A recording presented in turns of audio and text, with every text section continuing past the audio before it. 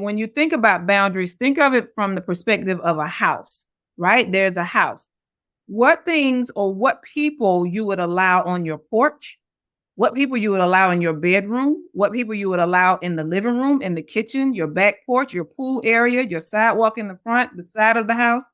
Thinking of where do these people belong in your life? Where would you allow them? How close would you allow them? Those are indicators or a way or a visual that you can use when it's time to set that boundary that you need to use. Even at work, setting boundaries with start and stopping times. So welcome back to another episode of Insights from the Couch. I'm your host, Laura Bowman with Colette. And today we are joined by our guest, Cherlette McCullough. And we are talking about all things boundaries. What are they? Why do we set them? Why do we need them? And why are they so important for our collective sanity? Cherlette is a relationship therapist, author, and advocate. She specializes in helping women and couples take care of themselves emotionally and mentally. She is in a private practice and is the owner of Centerpiece Couples and Family Therapy in Winter Park, Florida. Welcome. We're so happy to have you and be having this conversation. Thank you for having me today. I'm excited to be here. You know, this is a topic that we all need, Laura. Yes. I mean, in all stages of life. This is one of those things where we constantly need maintenance on, right? Yeah. It's not a one Hell yes. done. It's ongoing. Yeah. So thank you for having me here today. So let's just get into it. I know this has become like a lightning rod term in our culture a little bit. Some people hate this word. It's like, it's like gaslighting. It's like another one of these like boundaries. It's like, stop it. Do you have some like little, pet way you need to be taken care of? But like, let's define like, what is a boundary? So I think when we talk about boundaries, the reason why sometimes it's so hard to talk about it because it's effort on our part, something that we have to look inside and develop, come up with, and enforce it, right? So when we talk about boundaries, I like to look at them as ways of or rules of engagement, right? How we want to show up in the relationship and how we want others to show up for us in the relationship. So I don't like to look at it as fences or like big walls that we have, but just these are the rules of engagement. This is how we're going to communicate. This is how we're going to treat each other. This is how we're going to show up for each other. This is my expectation for the relationship that we share with one another, So when we talk about boundaries from that perspective, it makes it easier for us to digest, I think, especially for a strong, high-functioning, type A, ambitious women when we talk about boundaries. Yeah. Yeah. And I think there's like this piece that it's like people should know your boundary, that people should just know that having to say it explicitly is almost, like an affront to us that we have to go to that level. But we have to be comfortable just getting vulnerable and saying what these rules of engagement actually are. And you know what, Laura, when we think about boundaries, I like to think of it from these three areas. One is an invitation for connection, not just this thing where I want disconnection and I want cutoff, but it's an invitation for connection. Also, it creates balance because one of the things that keeps us angry in relationships when we start feeling like the relationship is not reciprocal. But when we do have these boundaries and they're clear, it helps us have that balance in the relationship. And the other thing that comes to mind, how do we shape our boundaries, right? So I'm sure we're going to talk about how to create a boundary, but how do we shape our boundaries? Where does that come from? What is the motivation behind creating that boundary? And then why do we need these boundaries? One, I think the way we shape them is our core values. What are those things that are very important to us?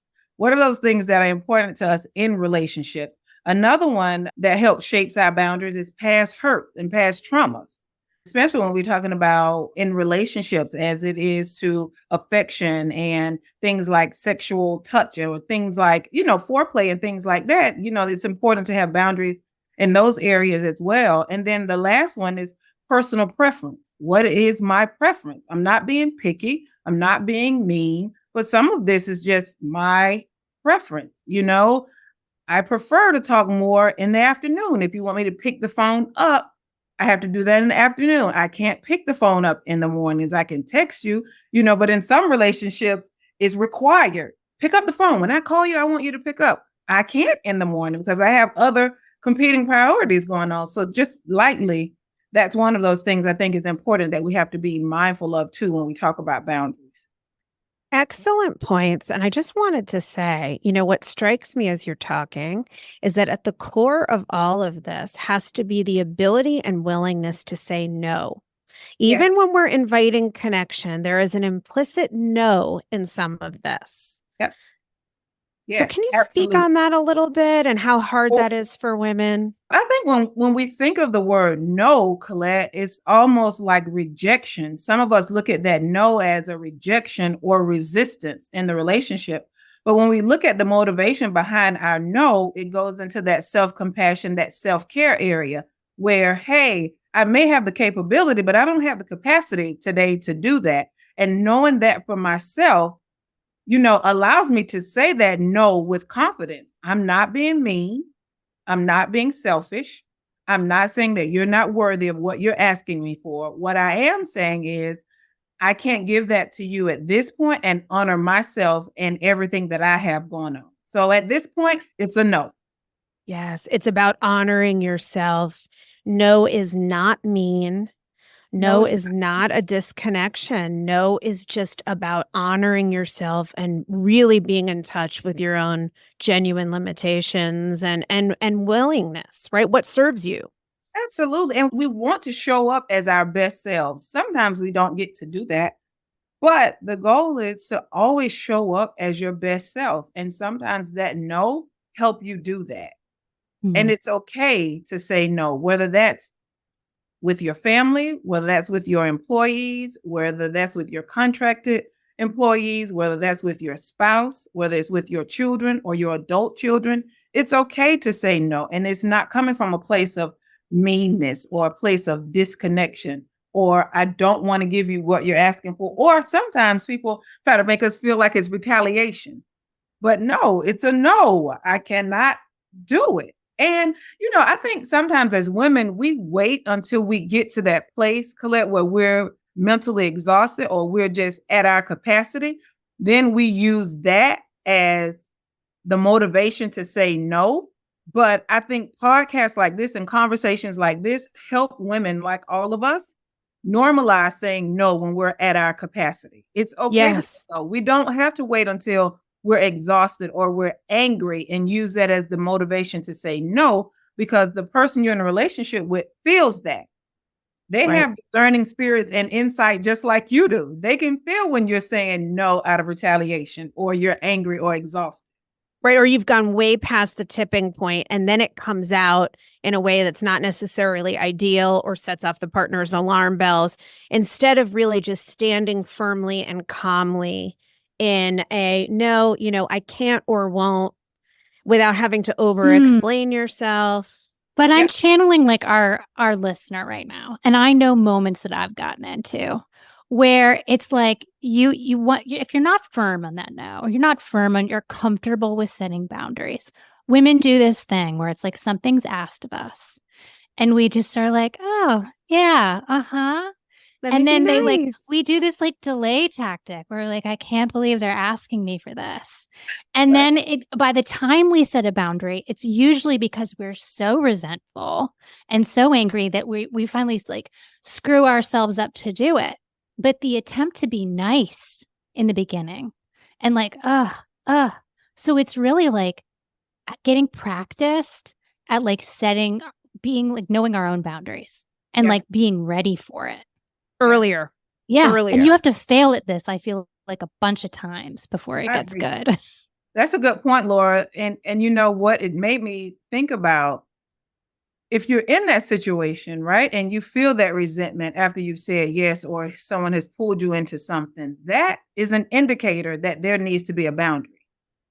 For those that are listening and it's like, how do I set boundaries? Why should I even set it? If you are feeling that when you're asked to do something and it's like oh God, why I said yeah, or I am tired, I shouldn't have. That's an indicator right there. It's time to set a boundary.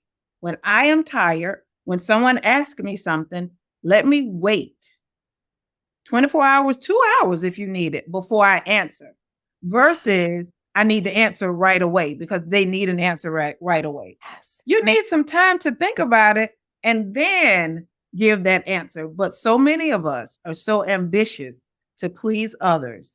So many of us are so ambitious to just get this one thing off my checklist. We'll just answer. And then when we think about it, it comes across as this resentment of like, oh God, why did I do that? That lets us know in that moment, that's an indicator of a boundary need to be set right there. Well, it's so interesting because what comes up for me is that I have, like everyone, some internalized shoulds that part of me does not subscribe to at all. You know, as therapists, we're all trained to know that shoulds can be lies, right? They're the voice of society or earlier caregivers and our conditioning, and that we have to really at least hold those shoulds with curiosity and challenge them and figure out which ones serve us and which don't. But I recently had someone reach out to me who is a friend, a new friend, going through a very difficult time and wanted to talk. And right now I'm kind of pretty much shut down to working on my book. I really don't have a lot of free time. And it was at a point in my book work that I really couldn't talk. And I said no, that I was sorry that I could not chat about what she's going through. And it was a real internal pull because I felt that if I said yes to talking to her, which a part of me thought was the right thing, and that I was not being a good friend or a good person if I didn't make myself available to listen to her talk about her hard situation. Right. And be there for her. But then I also felt that I would be sacrificing something that really wasn't okay for me. And so I said no. And I said, you know, when I come up for air, I'm happy to talk, but right now I just don't have the time. Yeah. And that was tough to sit with, not knowing. I know it's not my responsibility to manage how it lands. Yep. And that it's okay for me to say no. But even when you know that intellectually, it can be so difficult. Even as a therapist who's worked on this for a long time.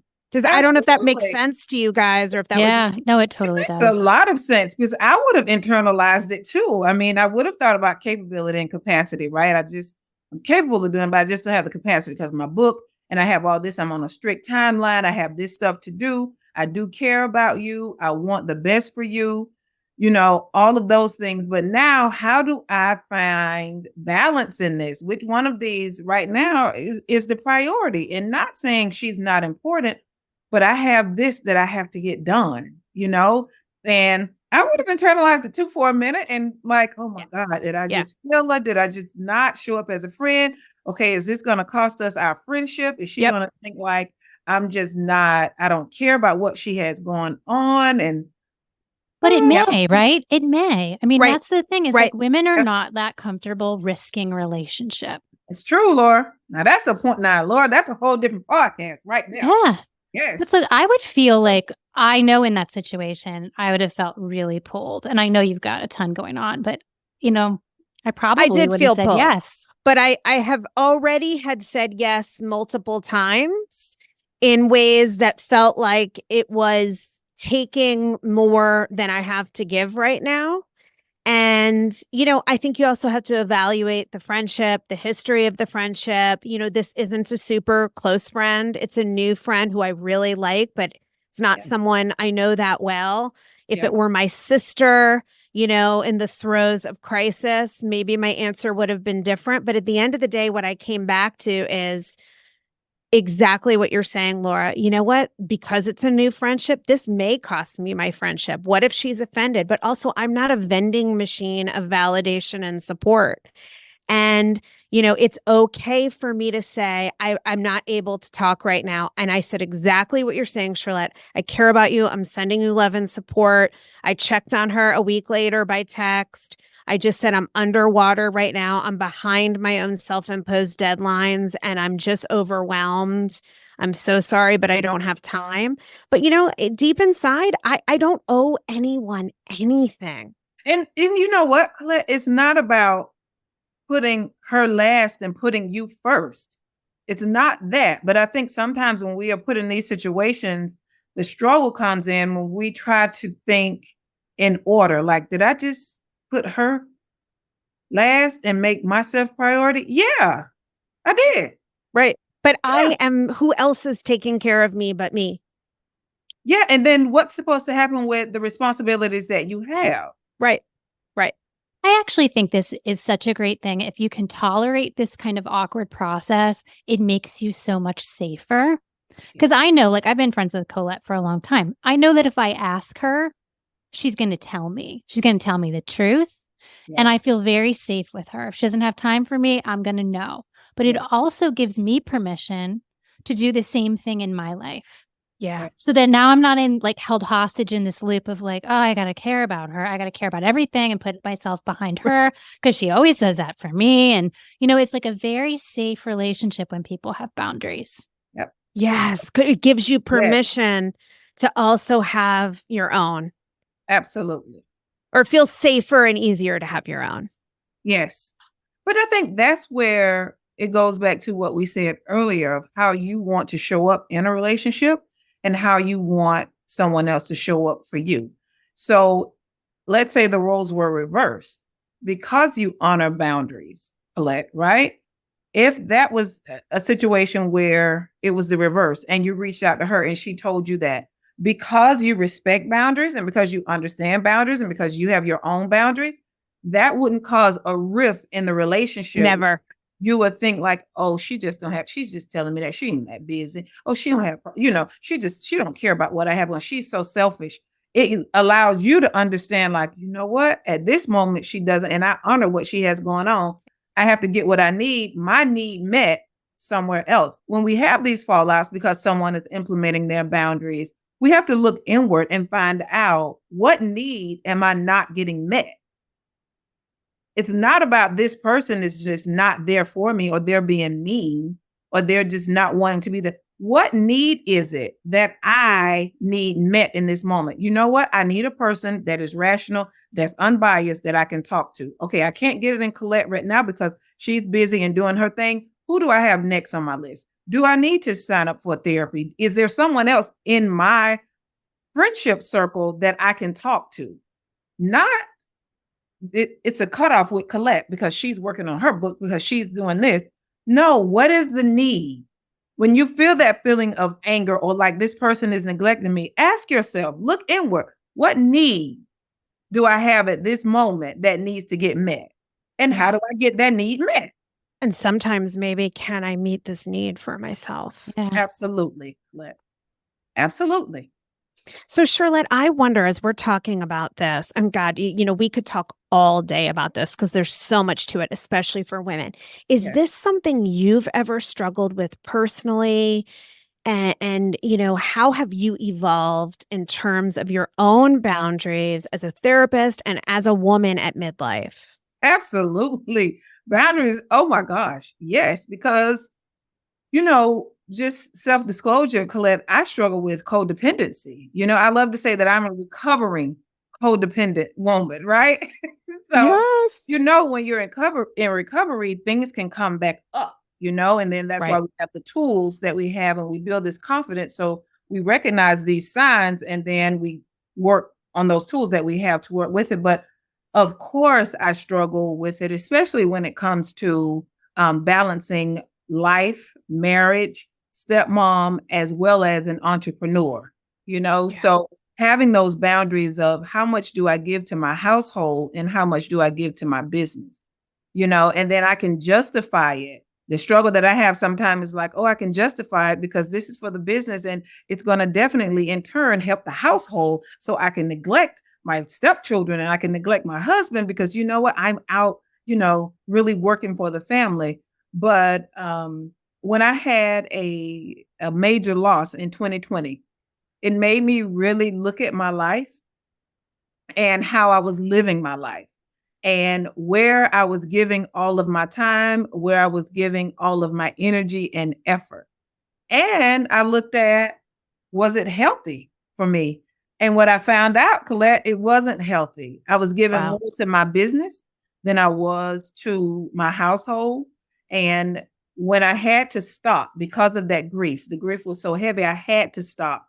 And during those moments of stopping, I was able to reevaluate my boundaries and reevaluate my life and really put things in order. Because I think as a ambitious person, sometimes we can go overboard and we can justify it because we do see, gains from it. But not all gains are gains. And learning that work-life balance is not about balance. It's about what's priority. And that was a hard one for me, learning that, because I come from a place in my younger years of you are rewarded for the work that you do. So the harder you work, the more reward you get. Yes. So operating from that mindset, that belief, I felt everything was okay. I did feel the exhaustion. I did see things going wrong at my house, but I'm working. It's good. Yeah. I'm working. So now I live a life of priority. I put things back in balance. I can't save the world, no matter how passionate I am about what I do.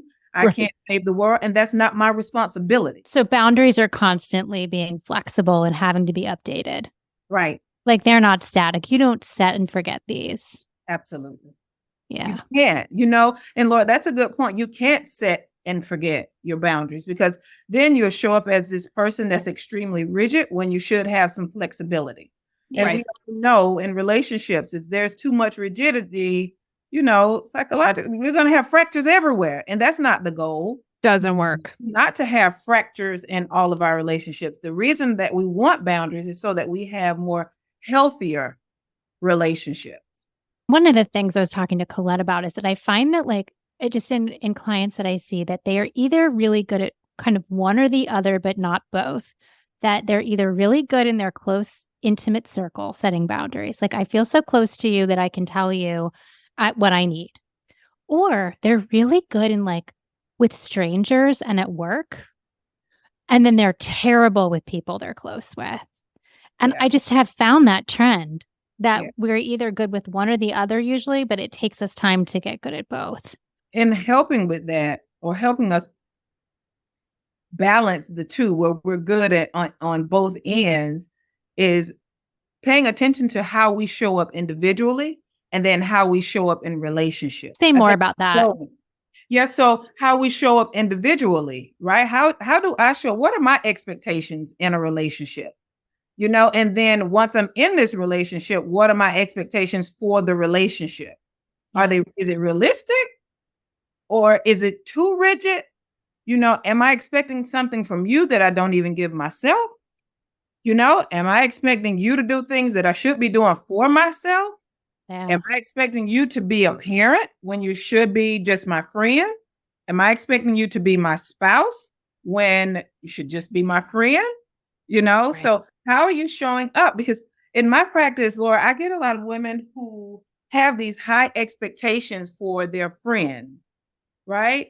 And then we start going through and processing and peeling back layers around relationships, and we find fracture here, fracture here, fracture here, fracture here, fracture here, fracture here, and they can give me justification for all the fractures. But then when we go back to the needs and the expectations, it's just not realistic. You're saying with these fractures that a lot of times there are unmet needs that women are not really zooming in on. And then they have all these, fractured relationships in their past, and that unmet need is really never getting addressed. So they're kind of continuing to perpetuate a pattern where they set themselves up for disappointment. Absolutely. Yeah.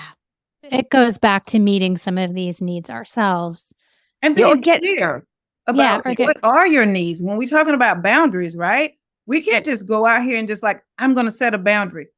What is the boundary that you're setting? What's the motivation behind setting that boundary?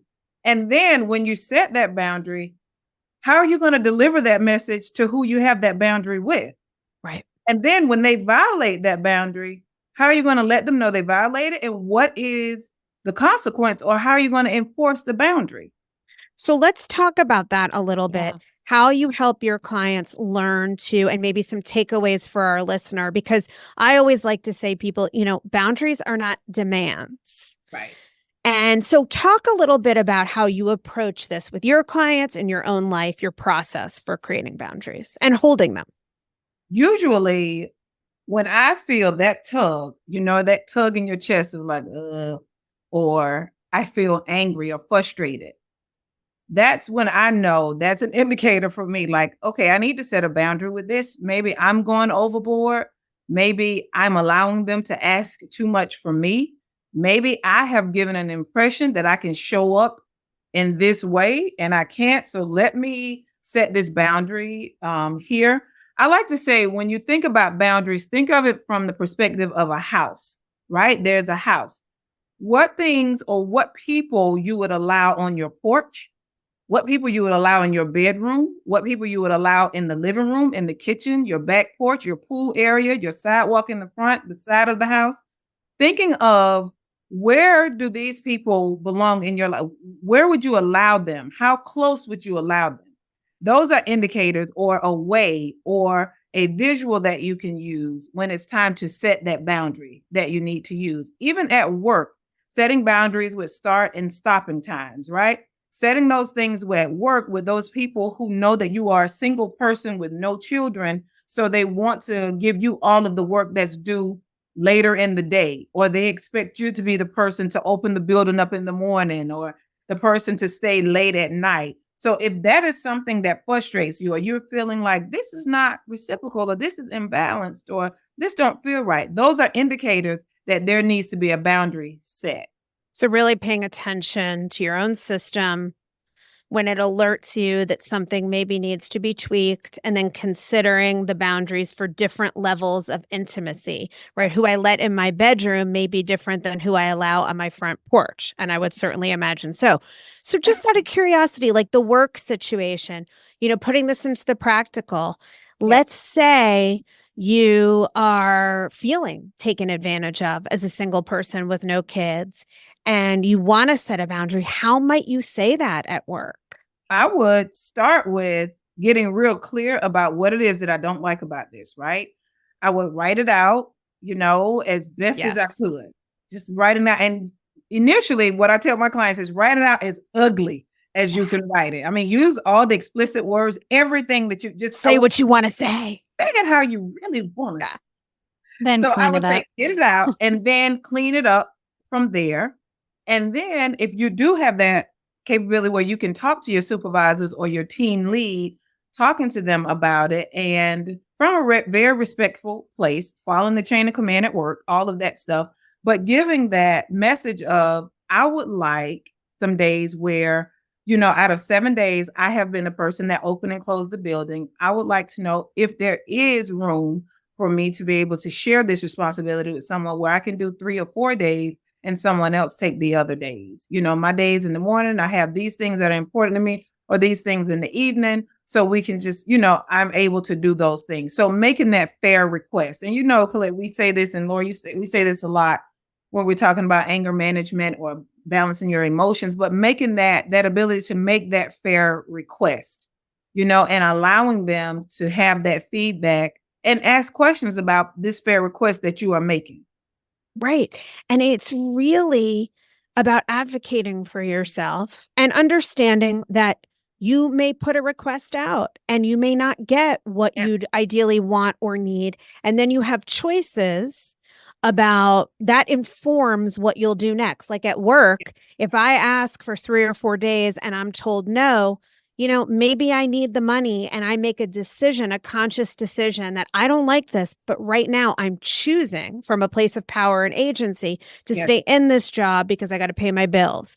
Right. But maybe I'm going to look for a new job 3 months from now when I have a little more free time, right? So you make choice, and same thing with relationships.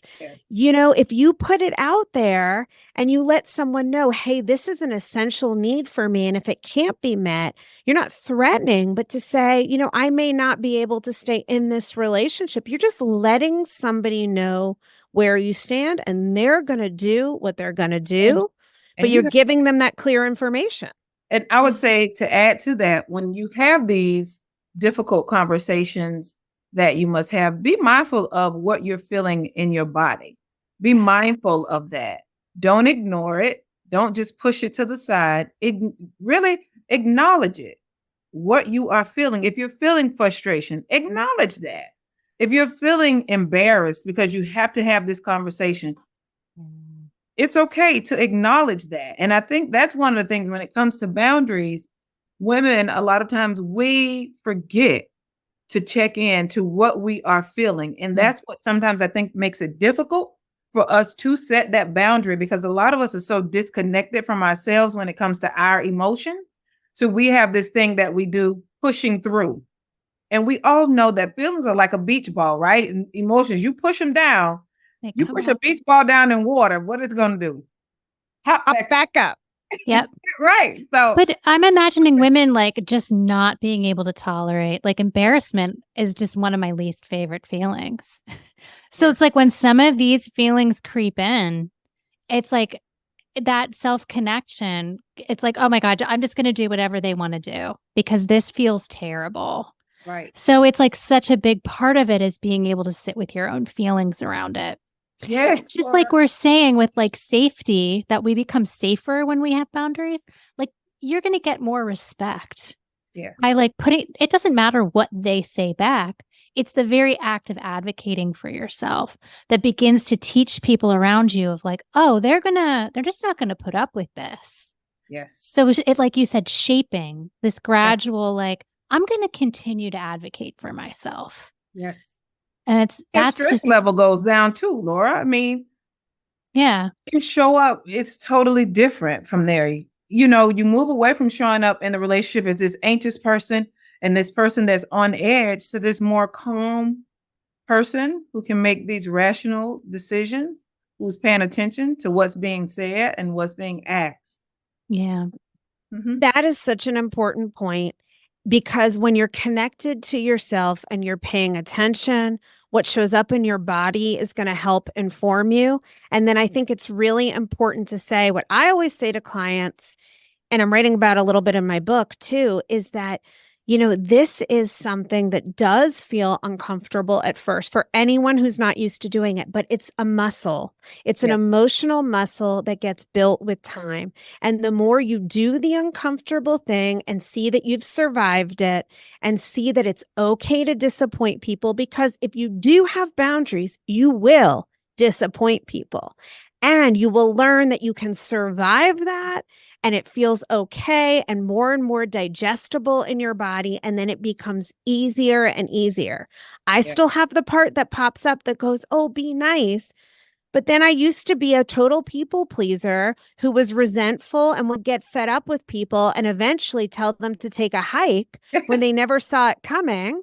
You know, now I really try to honor what I can and can't do, and say it tactfully and say it calmly, but also be firm. And then I don't feel such a need to cut off. And I know that if I disappointed someone and they decide to cut me off, you know, so be it. I'm okay with it. Right. Me too. Because I want the relationship to be reciprocal, not perfect, but I want it to be reciprocal. I want it to be healthy. I don't want to be in relationships where every time we're together, I'm highly anxious, or I have to really watch what I say because my resentment or my passive aggressive behaviors may come out. You know, I think that's a sign, when right? you don't have boundaries, because I used to be passive aggressive in my 20s, and it's a total sign of not having boundaries. Absolutely. Well, I think my motive behind being passive aggressive was that I want you to know, but I don't want to come out and tell you. Right. I do want you to know I'm a little mad with you. Right. It's saying it without saying it. I want you to pick up on it and adjust your behavior. Pick up on it, but I don't want to have to calmly look you in the eye and tell you, hey, this is how this feels for me. I'd rather just kind of huff, sigh, slam the door a little bit louder, tell you I'm fine when I'm not. But I think too, Colette and Laura, that goes back to the inability to stand in our emotions, to sit with our emotions, and then the ability to advocate for what it is that we want. I think women sometimes have a little shame around saying, that embarrassed me when you said that, or I got a a little jealous when you said, or that really pissed me off when you did that to me. So instead of being able to say that, we'll just have these passive aggressive behaviors of, I'm not happy with it, but and I want you to keep asking me what's wrong, because that's letting me know internally, know something is wrong. Oh God, I have no energy for a relationship like that. Like I haven't been in one of those in a while, but me neither. But I used to do that, and it was more from the fear of the response I would get, because I was in a partnership where I would always get a dismissive response, and I didn't have enough confidence in the value of my own needs to stand firm in the face of that dismissiveness, which I do now. I don't let anything that actually matters go by without at least speaking up for it. And I know that I don't have any expectations for my husband. He's going to respond how he's going to respond, but I'm going to let him know when something hurts me or makes me angry or isn't okay for me, because that's how I take care of myself as a mature adult. That's my own standard of communication. To add to that, Colette, it helps me continue to show up in this relationship and want to be in this relationship. Exactly. And this is I'm not here by force. Say it again, Laura. And this is a process. I mean, like for people listening, like this is maybe something you're at the beginning of, and you just continue to go around the same set of issues, getting a little bit better every time. But I think it's so worth putting time here because all your relationships can get healthier. But one thing I want to share too, that boundaries, when we talk about boundaries, they require a conversation. They do. Most often when we set these boundaries for ourselves or with others, they require a conversation. And it's not a come to Jesus conversation where we got to sit down, hold hands, talk really low, and, we got to talk. No, it's just a regular conversation. But if you want this boundary to be respected or even considered, you have to have a conversation about it. And sometimes be open to reevaluating when it comes to these boundaries, when they're violated or when there's something done that feels weird against this boundary, having that conversation and having an open mind around that conversation. I love that. A two-way, right? Like we're not laying down a gauntlet. We're saying, hey, this is where I stand and this is how I'm feeling. And tell me what you think about this and your reaction. And let's talk it through. I mean, that's really partnership. And then I also think, sometimes maybe there's a time when something is just so egregious that it crosses a fundamental line. And let's say you're repeatedly having the same conversation about a boundary that's fundamental to you. And the person, whether it's your romantic partner or a friend or a coworker, just does not hear you, respect the boundary, whatever it is, then really it's up to you to determine what the consequences of that will be and take responsibility for enforcing them. And it doesn't have to be done in an aggressive way, but it does have to be done with some clarity. Absolutely. And three things when things go wrong or when boundaries go wrong. Because sometimes they just do go wrong, right? We don't want to just talk about the upside, but when they do go wrong, understand that the boundary that you set is not a bad boundary because it was not respected by that person. It doesn't mean that it's a failure because the other person does not respect it or does not want to talk to you about it. The boundary that you set for yourself, it is valid and it's okay. But just because it's not accepted or there's not an open conversation and invite, accept it doesn't mean that it's a failure. It doesn't mean that your boundary is a failure. And then when a boundary is violated, Colette and Laura, oftentimes as women, we like to feel like it's the other person's fault. But when a boundary is violated, stop and think. Did you violate the boundary yourself? Did you let someone treat? Yeah, absolutely. Did you invite them to, not hold that boundary, the one that you set? Yeah. So being open to that, because sometimes we invite people to not respect our boundaries. What does that look like? Or allow it, or just allow it. We allow it. We can set a boundary and then we can the next day go against that same boundary. So let's think about friends who want to borrow money, Laura, right? So they can come and they borrow money, pay back when they felt like it. And now you've set this boundary where we're not borrowing money from each other. I'm not at a place where I'm comfortable, lending you money for a number of reasons. We're not, I just don't feel comfortable doing that anymore. Let's say 2 months later, they can't pay their daycare bill. The baby's going to be kicked out of daycare. What do you do, Laura? We swoop in and we pay for it because we can't let that baby go without daycare. Okay, we do that. And then let's say 2 weeks later, they need money for their mortgage or for something else, a class that they're paying for. Then you want to go back to, remember we talked about, what are they going to say to you? You just let me borrow money for my daycare. I paid that right back, Yeah. So you're sucked back in. When that boundary is violated, stop and think. Did you violate it? Not only them. It's an excellent point. The last one is the one that's probably most difficult. Thinking about this, is the relationship worth working through this violation? You have the authority to end the relationship too. It's not required that the relationship stays at that level of relationship. And sometimes we have to recategorize people, or sometimes we have to have a true cutoff. I'm one of those therapists that believe in cutoff. Yeah, there's a time and a place for it, for sure. Oh, yeah. So thinking about those three things when it's hard or when a boundary is violated. Discomfort does not mean that the boundary that you had is not valid. Another one is thinking about who violated the boundary. Did you give an invitation? Play a role. Yeah. And then the third one, is the relationship worth working through? Those are excellent takeaways. Yeah, definitely. We have to think about that. I was thinking about this today because I knew we were talking about it. It's like, as I get older and I have better boundaries with myself, like I actually have boundaries with myself. I know I'm going to work out at a certain time. I know when I'm going to do work, like deeper work. And I have like my day is I have those boundaries and I've created them with me. And because I have those, I can now have better boundaries with other people.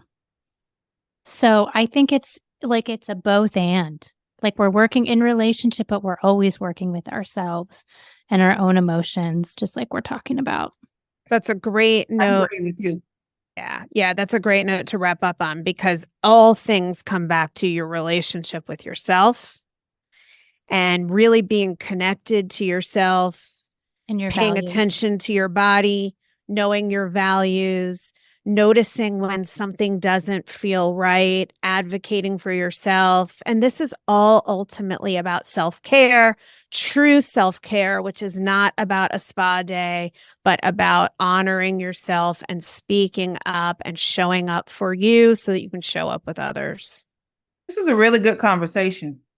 And I think that we could talk all weekend about boundaries, but it's a great reminder too, keep at it. This doesn't have to be perfect. If you're starting out from scratch, just start with awareness and notice when you said yes that you don't feel great about later. Notice when you're over giving and expecting something in return and resenting, just start with awareness, and anything is better than nothing.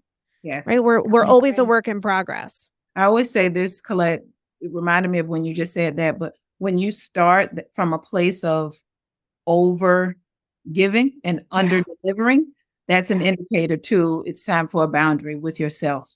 Agreed. I used to do that all the time, and I am done with that.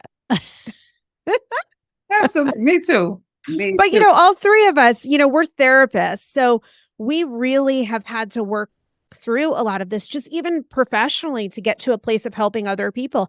I don't know if I would be so good at boundaries, and I'm still a work in progress, if I hadn't become a therapist. So I think this is a hard thing, but so worthy for us women, all of us. I agree. This is really good. Thank you, Cherlette. Yeah, we thanks would for love coming. to have you back in the future. Absolutely. I would love to come back. Maybe our next topic, we can talk about self-compassion. What that really I love that.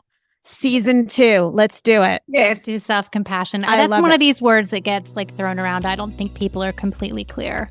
I on that agree. one. I Yeah. agree. And I focus on it a lot in my book. It's so important. It changed my life and my relationship with myself. So let's Yep. do that, Cherlette. Yes. That would be great. Absolutely. Not self-care, but self-compassion. Yeah. Exactly. Thank you, ladies. All right, right. thank We'll you. see you soon. Thank Bye-bye. you, Cherlette. Bye.